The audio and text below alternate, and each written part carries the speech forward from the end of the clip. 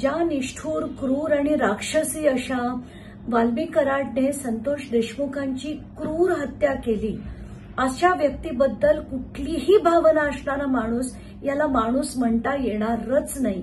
म्हणजे वाल्मिक कराड यांची सगळ्या प्रकारची दहशत, त्यांच्या बंदुकीची दहशत, त्यांच्या गुंडांची दहशत, त्यांच्या टोळ्यांची दहशत तब्बल 5 महिने आपण बघितली।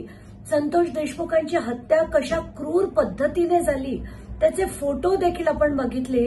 5 महिने हे सगळं चालत असताना अशा व्यक्तीबद्दल जर धनंजय मुंडे यांना आपलेपणा वाटत असेल, त्यांची उणीव वाल्मिक कराडजी जर भासत असेल, तर अशा माणसाला माणूस म्हणण्याच्या तो योग्यतेचा नाही।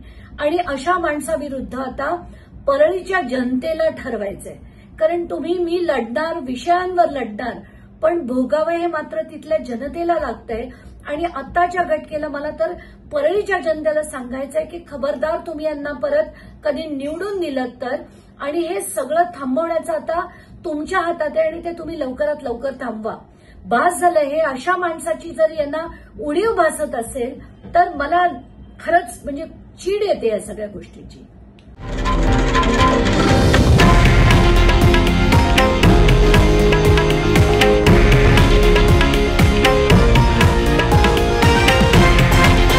हे आहे देशातील नंबर 1 न्यूज नेटवर्क आणि आपण पाहत आहात TV9 मराठी, एकमेव।